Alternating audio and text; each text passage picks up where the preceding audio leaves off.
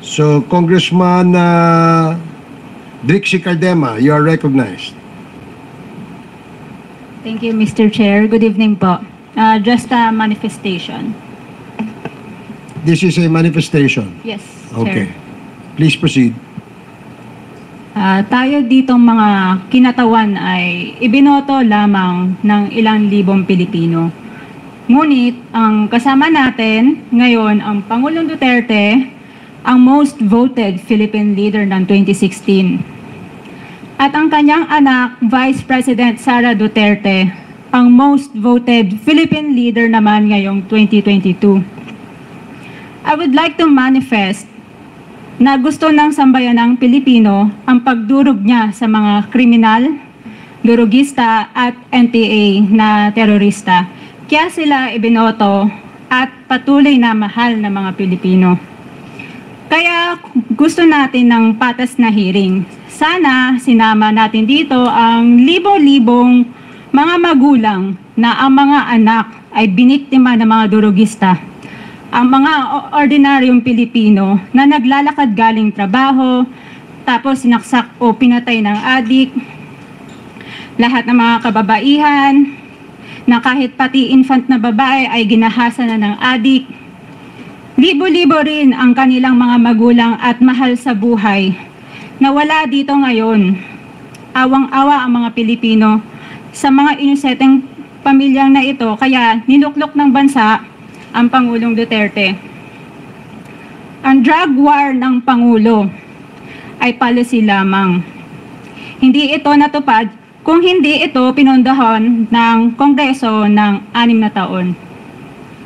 Majority pa nga dito sa mga kinatawan ay naka-Duterte fist pa nung buong 6 na taon eh.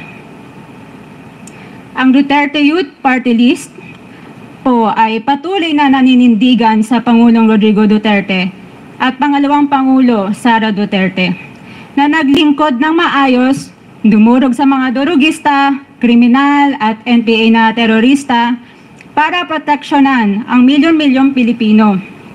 Bakit wala nag-iimbestiga dito o nag-iimbita sa atin sa sobrang raming Pilipino na biniktima ng mga durugista? And lastly, sa mga kongresista na kaalyado ng mga NPA, mahaya naman tayo sa topic ng pagpatay dahil kayo mismo, hindi kayo nagsasalita sa pagpatay ng NPA sa mga pulis, sundalo at mamayang Pilipino. Pati rin po sa mga natitirang resource persons na gustong mag-abogada papuntang ICC, si Attorney Maria Cristina Conti, na kandidato ngayon ng Bayan Muna Party List. Kasama po ang inyong katabi na si Nery Colmenares ng Bayan Muna. Sa NPA, nire-recruit ang mga kabataan para pabagsakin ang gobyerno at pumatay ng mga pulis, sundalo at tropa ng gobyerno. Di nyo naman kinokondena ang pagpatay nila. Ang kinokondena nyo ngayon ay ang dalawang naging most trusted leaders ng bansa na todo effort protektahan ang milyong-milyong mga Pilipino.